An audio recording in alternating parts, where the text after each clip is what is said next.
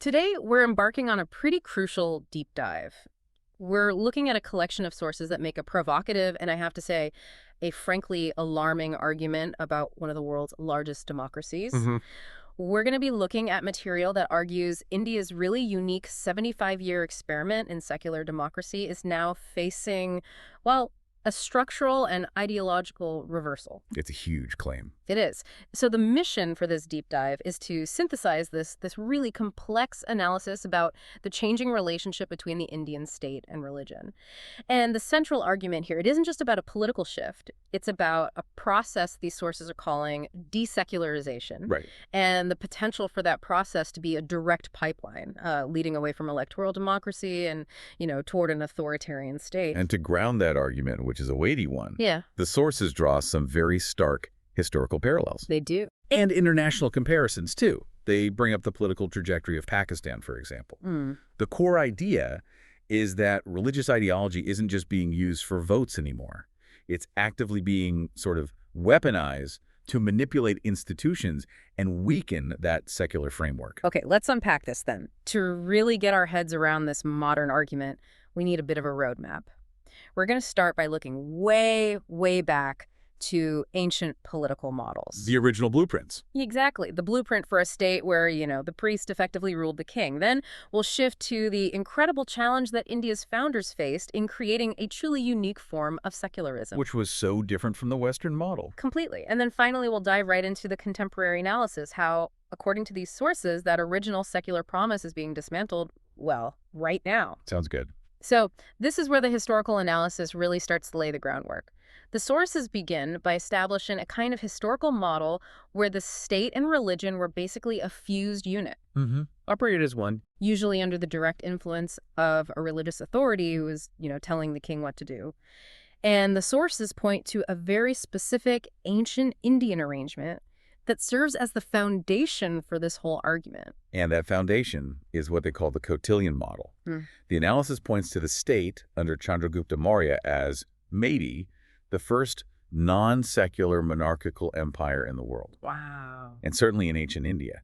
This is where that dynamic was really institutionalized. You have Kautilya, a Brahmin, serving as the Hindu head priest, and then you have Chandragupta as the king. Wait, let's drill down on that power structure for a second, because we're not just talking about a king who, respects his religious advisors. No, it's much deeper than that. The claim is that Kautilya's power was actually greater than the king's, that he held superior powers, superior emoluments, and that Chandragupta was essentially obligated to govern according to Kautilya's advice. Precisely. That structural inequality is the absolute key here. The sources define this as the first Hindu theocratic monarchical state. And the theory for it, it comes from Kautilya's own work, the Arthashastra, written back in the 3rd century BC. See, the Arthashastra is basically a manual for this. The sources argue that, yes, it suggested a non-secular state mechanism whose purpose was, pretty explicitly, to sustain the Brahminic social order. That is fascinating, and there's a point the analysis makes about the lineage of the king versus the priest, which is also really telling, isn't it? It is. The sources note that while Chandragupta's own caste background isn't authentically known, he was identified as maybe being a Shudra. Kautilya's background as a Brahmin is established. Right. And that just underscores the point that the priestly class held the real ideological and structural power. It defined the state, really, regardless of the king's own status. And what's wild is that the sources then draw this global echo. A very similar pattern, they say, emerged in Europe with the Catholic Holy See state. Exactly. The Pope was seen as being analogous to Kautilya controlling every king in Europe, who were all expected to function under the Church's guidance. And breaking that control is what so much of European history is about. It is. That deep theological control was only really broken after the Protestant rebellion, Martin Luther. But the real structural shift, the sources argue, came later with Henry VIII of Britain. His revolt against Rome was a huge moment in subordinating the church to the state. And the mechanism he used is so important for the argument. He established the institution of the archbishop. Who was subordinated to the crown. Yes. Huh? The sources stress that the archbishop, unlike the pope, could never direct state policy in Britain. That was a critical state-led move towards secular power. And for a historical parallel in India, the analysis points back to King Ashok. Ashok's revolt against Brahmin priestly Hinduism, using his Buddhist vision, is compared directly to what Henry VIII did. So he also asserted state dominance over the religious structure. He did. He subordinated Buddhism to his suzerainty.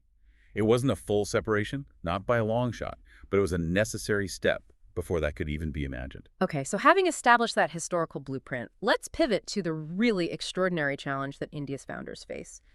Britain, as we said, eventually evolved into a secular democratic state, but for a newly independent India, getting to secularism was far more complicated. This is the core complexity of the Indian model. I mean, historically, Western nations largely became one-religion states after Christianity emerged. Right. So their task of separation, as difficult as it was mainly about separating the state from a single unified church. But India was and is not a one-religion state. It's profoundly multi-religious, multi-caste. And you have all this historical baggage from, theocratic rule under previous Islamic rulers, and then the colonial legacy tied to Christianity. That's why Indian secularism had to be structurally unique. It couldn't just manage the boundary between the state and faith.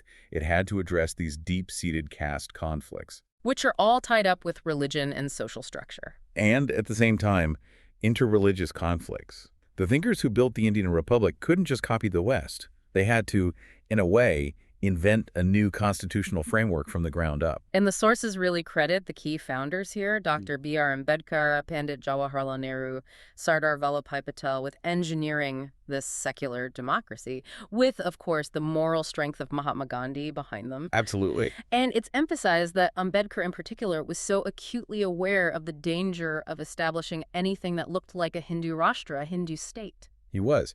And if you connect this to the bigger picture, the source argues that this whole push for a secular state was met with a lot of resistance. From who? From certain Brahminic pandits who basically just dismissed the whole concept as a Western or, a British imposition. The fact that India's democracy worked stably for 75 years was a testament to the will of the people, sure, but it was intellectually driven by thinkers who had studied world history. People who were often educated in the West. Exactly, Yeah. Which allowed them to move beyond what the analysis calls purely inward-looking knowledge in Sanskrit or Hindi. That's a key distinction, that outward-looking versus inward-looking framework. It suggests the secular framework was a deliberate act of modern engineering. A choice. Okay, so now we have to dive into the contemporary argument. The sources claim those 75 years of stability are now being systematically eroded. They're giving way to de-secularization after the Rashtriya Swayamsevak Sangh, or RSS, captured state power. And for anyone who doesn't know, the RSS is this massive, incredibly influential Hindu nationalist volunteer organization. It provides the core ideological and organizational framework for the ruling party. Right. The analysis claims this whole process started consciously under the earlier Atal Bihari Vajpayee regime between 1999 and 2004. But it has intensified, dramatically since then. And this is where the source draws that direct, startling parallel back to Kautilya. What's the specific parallel they draw? The sources name the current RSS chief, Mohan Bhagwat, as a sort of Hindu head priest. And then, positioned alongside him, is Prime Minister Narendra Modi, who's described as the elected modern Chandragupta. And crucially, they note his OBC tag, meaning he belongs to the other backward class. That's a heavy comparison to make, but it seems to suggest that their relationship mirrors that old priest-king dynamic. That's exactly the argument. So what's the ideological engine that's supposedly powering this reversal? Well, the core ideology is identified as the Kautilyan Manudharmic ideology.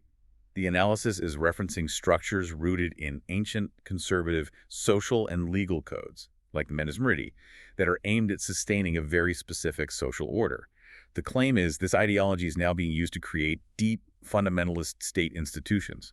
And the concrete impact is institutional. It's not just rhetoric. Right. The Indian education system, for example, is cited as being systematically brought under the grip of these ancient thinkers and Sanskrit religious texts. It's an ideological capture of the state's, intellectual infrastructure. And there's a strange, almost paradoxical element here that the analysis points out. Oh, what's that? It's the irony that Prime Minister Modi, who has the OBC tag, he owes his right to an education, his ability to even participate in democracy, to the very modern and colonial-era structures that provided education to people who were previously excluded. By the same social system he's now accused of reinforcing? Exactly. Before the British systems, his ancestors would have likely been barred from getting a formal education. Yet, despite that, the sources say de-secularization is happening with a vengeance. The argument is that separating religion and state required really sophisticated theory thinkers like Machiavelli, but desecularization is conceptually easier. It's a return to a historical default. So, if desecularization is the process, what's the destination? What does this all mean for the future of the Indian state? The sources are, well, they're unequivocal on this point. The ultimate risk is that desecularization is simply the direct, unavoidable pathway that leads to de-democratization. Okay, so how does that decay happen? What are the mechanisms of de-democratization that the analysis describes? The first is the concentration of power. Power becomes concentrated in the hands of one person whose vision comes from religious, ideological mandates.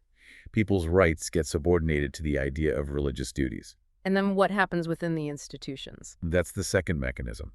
The institutional decay begins with systematically appointing people who adhere strictly to this one ideology. The analysis suggests the head of the RSS has effectively played the role of this central ideological commander for appointments for over a decade. And if the ideological basis of the state shifts from reason to faith, then dissent has to be the primary casualty. Exactly. Dissent is systematically killed because, as the source makes this really profound distinction, religion as an institution does not allow dissent. It is an institution of faith, not reason. So if state structures move towards faith and obedience, the whole basis for democratic debate just gets eroded at its roots. And that erosion, the analysis claims, is already extending into the electoral system itself. The sources claim that the entire election system, to start with, is being manipulated through religious ideology itself. And the stark prediction is that once these anti-secular forces consolidate power, their final goal will be to slowly move out of the election system itself. To dismantle the democratic structure entirely. Which leads to the most serious warning in the sources. Which is the comparison to Pakistan. Yes. The stark warning is that in this process of deep desecularization and de-democratization, India could see military dictators emerge. And they would use the same religious ideology to justify their rule, mirroring the trajectory we've seen in India's neighbor. So the analysis concludes that India is currently a desecularized democracy, just sort of existing precariously. Amidst non-secular dictatorships. And once that ideological shift is deep enough, it will enter a phase of deep de-democratization. We've really charted the course here. From that Kautilyan blueprint to the unique challenge faced by Ambedkar and Nehru, and finally to this modern arrangement being called the modern Chandragupta system. The information here paints a very clear, if concerning, picture of the ideological forces at play. And this all raises an important final question, one that the source itself focuses on. The analysis notes that mass protests against these kinds of ideological shifts have been seen globally. Sure, even in places like America during moments of high political tension. Exactly. Yet the sources suggest there is a distinct lack of widespread, sustained mass resistance in India. And they attribute that lack of a unified response to one specific foundational factor. That factor is described as India being a caste-divided society. The internal divisions, which the Founding Fathers tried so hard to mitigate with secular democracy, are now potentially preventing a unified political response to the dismantling of that very structure. So what does this all mean for you to consider?